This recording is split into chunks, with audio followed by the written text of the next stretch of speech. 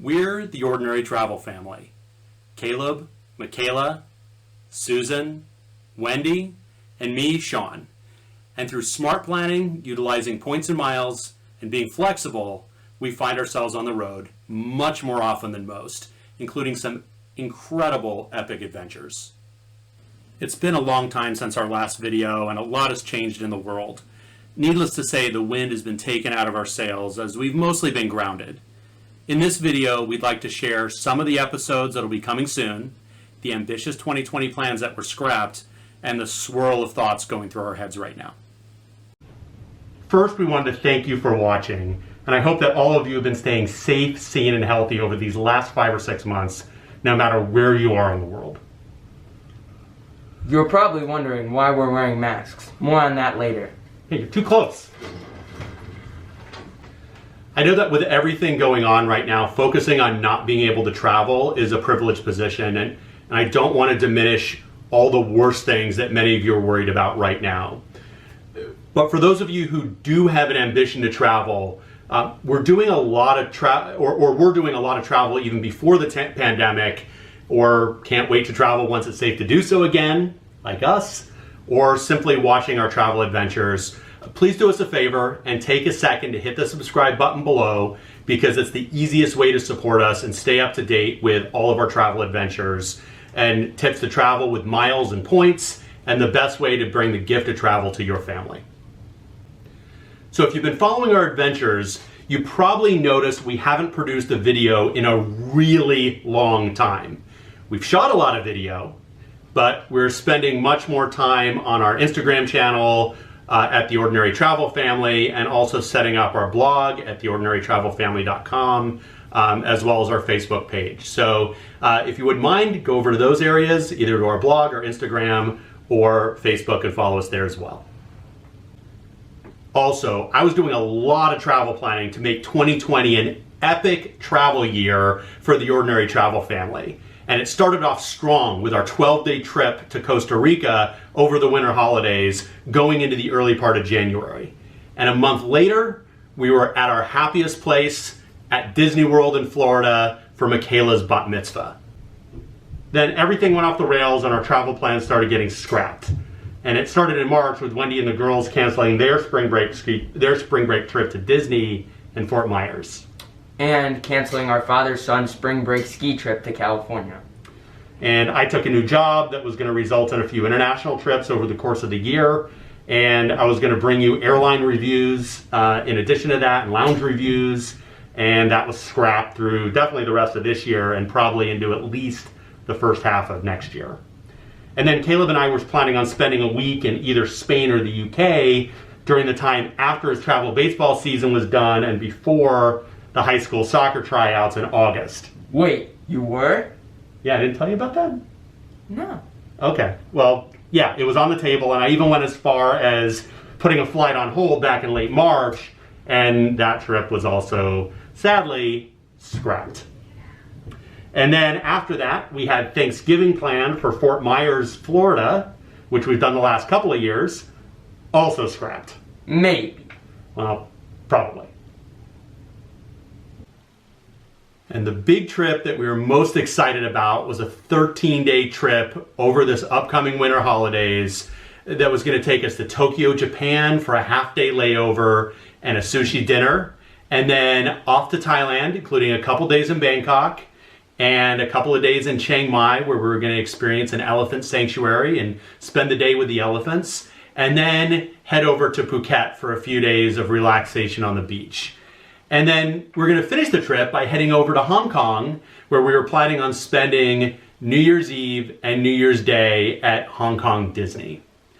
And then on the way back, we were going to fly through Japan and have another layover, about a half day in Japan as well, before we headed back home. And the trip was booked in February, and it was booked entirely on miles and points. So we were really excited. It only cost us about $300 out of pocket for the airline taxes.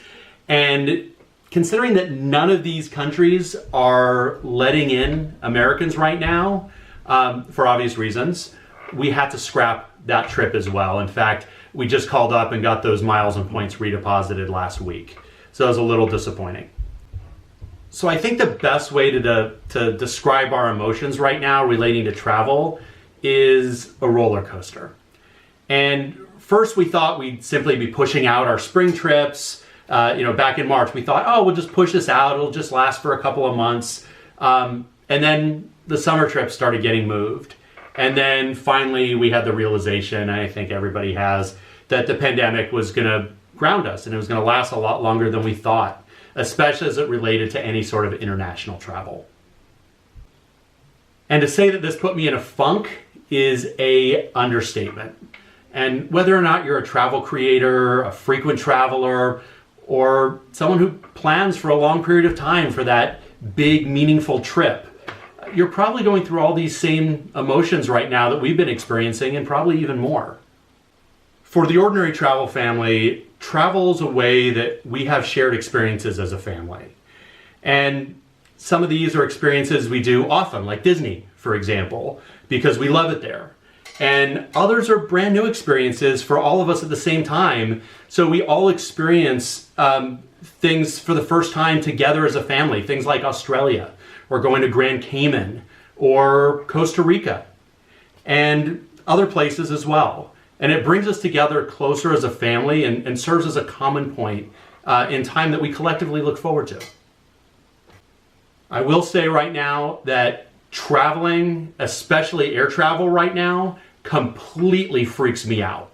And normally I love being on airplanes. I feel totally at home in the air. I love exploring every square inch of new airports and the airport lounges. And our whole family loves the experience as well. Even on our more than 24-hour trip that took us with a 7-hour layover in Dallas when we were on our way to Australia. And now, I don't want to even set foot into an airport, much less spend time on an airplane, which brings us to the masks. So Wendie and the kids, they found a really cheap flight, $22 round trip on Frontier Airlines to Disney. And that was to spend a week there. And our annual passes were set to expire, which is usually one of the biggest costs, the tickets when you go to Disney. So they decided to go for a week. And I say they because I was still too freaked out to get on an airplane and go. And they predictably had an amazing time there. And we'll be posting about the trip on this channel, on Instagram, and on our blog. But I made them quarantine for 14 days when they got back. And we're wearing masks in the house, in all the common rooms, like the kitchen, the dining room, and things like that. And we've also had designated rooms that either rooms that I'm going to be in, like my home office for working, or the family room, which is now doubling as my bedroom for the last 10 plus days since they've been back. And they have rooms, their own bedrooms. They don't have to wear masks in there, but they do in all the common rooms. What do you think? Is he going overboard or just being pure paranoid? Or does this sound practical to you? Comment below and let us know. So what's next for the Ordinary Travel family? In terms of travel, I think it's a big question mark. We really don't know. In terms of content, we'll be publishing videos from our Costa Rica trip. We'll be posting content from our trip that we took in late February for Mikayla's bat mitzvah down at Disney.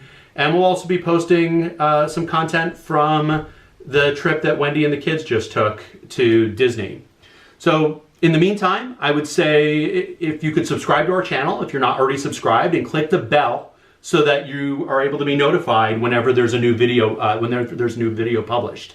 In addition, you can also follow us on our blog at theordinarytravelfamily.com, as well as our Instagram at theordinarytravelfamily. So again, thank you for all of your support, and let us know in the comments how you feel about travel right now. Am I being paranoid by making everybody quarantine in the house? Let us know how you feel about travel now and then also in the future. Thank you.